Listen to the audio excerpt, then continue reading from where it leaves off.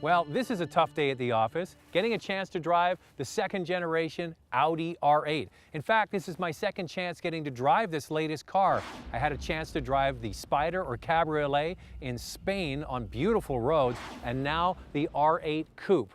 Now, Audi claims when they were developing their Le Mans race car, they developed this road car at the same time, and it shares 15% of the components of the LMS car. It has a much sharper look. It's bigger than the previous R8. The blades down the side of the car can be ordered in different colors. But enough about talking, let's start driving. Now, as I pull out here, I want to talk a little bit about the interior because, first of all, I own an Audi and I know that they make first-class interiors, and the materials and the way it's all put together is as good as you're really going to get in any car available today. And you have the beautiful dashboard behind the steering wheel with the virtual cockpit, and you have everything done through that dashboard. There is no center screen in the middle of the car because this is a driver-centric car. It's all about the driver and the car. Unfortunately, if you have somebody in the passenger seat that wants to change the music, it really can't be done. It has to be done by the driver on the steering wheel. And you'll notice an automatic transmission. This car is not available with a manual. It has 7 speeds with a dual clutch, putting the power to the ground with a Quattro all-wheel drive system. This is the newest and the latest all-wheel drive system from Audi that gives you impeccable grip and wonderful handling. It all works together to make the driver look like a rock star. Now, as I mentioned, I had a chance to drive the Spider or the convertible on beautiful twisty roads in Spain, which is a very different experience than driving here in Canada. Maybe a little bit more progressive speed limits and certainly some fantastic twisty roads.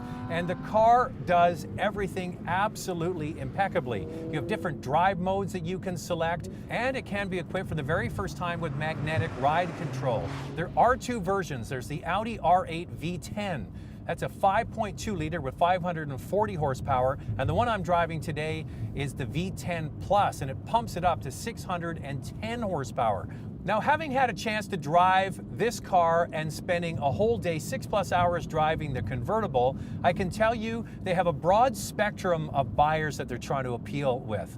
They want a car that you could easily live with every day. So somebody that can afford this car is an executive. They're driving to work, they're on their phone, maybe on a conference call, and they need it to be comfortable. And then he slips into his jeans and running shoes on a Sunday morning and takes this car out on a beautiful twisty road. And it has to be able to do both things perfectly well, and it can. This is kind of Audi's version of the 911 from Porsche, which has the same ability. It's got that chameleon effect, able to go downtown to the office and to the racetrack on the weekend. But this car does it with a spectacular, exotic look that you don't get from the Porsche.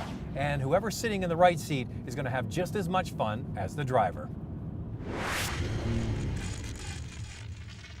These are called dream cars for a reason, because the majority of us can only ever dream about owning one. This is expensive, $184,000 to start, but when you start to compare it to some other exotics, Lamborghinis, Ferraris, etc., this one looks like a relative bargain, and it looks hot, even standing still.